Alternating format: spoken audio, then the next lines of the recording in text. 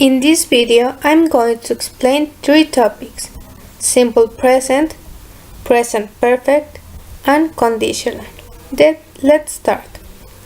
Simple present. The simple present is a verb tense with two main uses. We use the simple present tense when an action is happening right now, or when it happens regularly. The other is to talk about habitual actions or occurrences. Depending on the person, the simple present tense is formed by using the root form or by adding s or es to the end. In the simple present, most regular verbs use the root form except in the third personal singular, which ends in s. For example, first person singular, I write.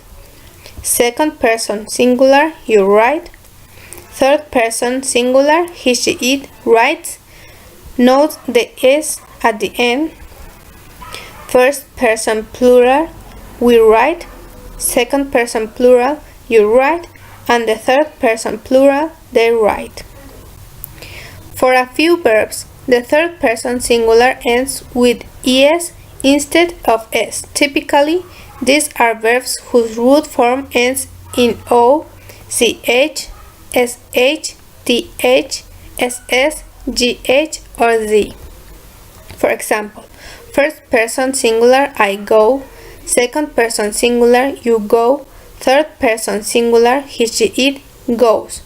Look the es at the end.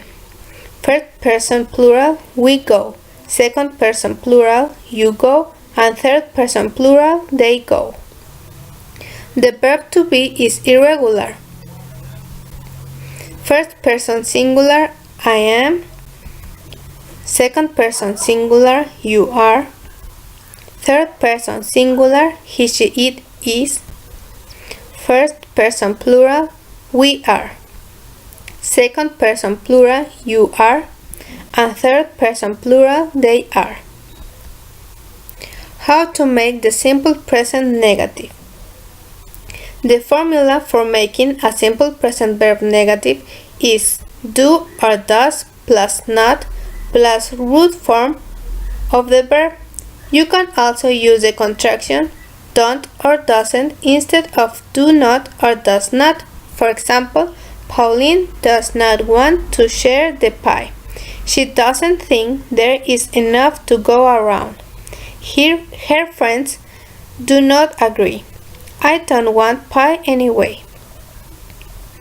To make the verb to be negative, the formula is to be plus not. Am is are plus not. For example, I'm not a pie lover, but Pauline sure is. You aren't ready for such delicious pie.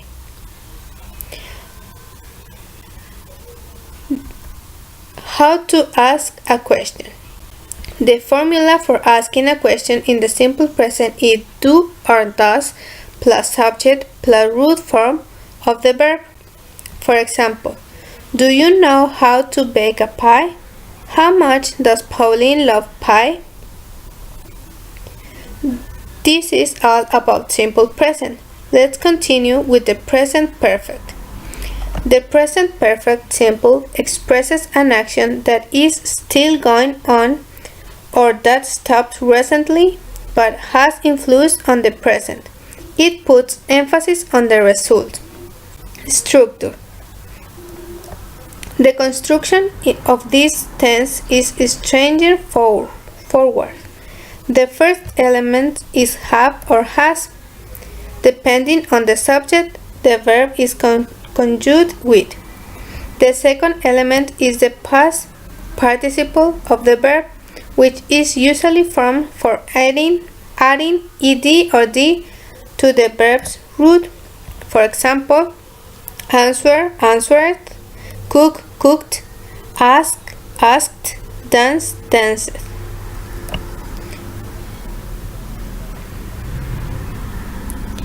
Although English does have quite a few verbs that have irregular past participle. For example, break, broken, could, eat eaten, drink drunk. For example, subject. In affirmative sentences, I have seen E.T. You have eaten mine. In negative sentences, she has not been to Rome. We have not played football. Questions. Have you finished? Have they done it? Use. We use the present perfect tense for something that starts in the past and continues in the present. For example, they haven't lived here for years. She has worked in the bank for 5 years. We have had the same car for 10 years. Have you played the piano since you were a child? For something we have done several times in the past and continues to do.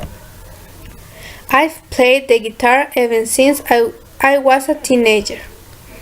He was reading 3 books and he is working on another one. I've been watching that program every week. When we are talking about our experience up to the present, my last birthday was the worst day I have ever had. For something that happened in the past but is important at the time of speaking. For example, I can't get in the house. I've lost my keys. Teresa isn't at home. I think she has gone shopping. I'm tired out. I've been working all day. The last topic is conditionals. Conditionals are sentences with 2 clauses, an if clause and a main clause, that are closely related. Conditional sentences are often divided into different types: zero conditional, first conditional, second conditional, and third conditional. Zero conditional. We use the zero conditional to talk about things that are always true, general truths, and get general habits. Structure. The if clause is in present simple, and the main clause is present simple. For example, if you eat heat water, it boils. When the sun goes down, it gets dark. It's light up if you push that button. It's not important which clause comes first. First conditional. We use the first conditional when we talk about real and possible situations. Structure. The if clause is in present simple, and the main clause is with will plus infinitive verb. For example, I'll go shopping on the way home if I have time. If it's a nice day tomorrow, we'll go to the beach. If Arsenal win, they'll be top of the league. It's not important which clause comes first. Second conditional. The second conditional is used to talk about unreal or impossible things. Structure. The if clause is in past simple, and the main clause is with would plus infinitive. For example, if I won a lot of money, I'd buy a big house in the country. Where would you live if you could live anywhere in the world? If you didn't smoke so much, you'd feel a lot better. It's not important which clause comes first. And the third conditional. The third conditional is used to talk about things that didn't happen in the past in their imaginary results. Structure. The if clause is in past perfect, and the main clause is with would, have, and past participle. For example, if I had studied harder, I would have passed the exam. If we had taken a taxi, we wouldn't have missed the plane. If I hadn't eaten so much, I wouldn't have felt sick. It's not important which clothes come first.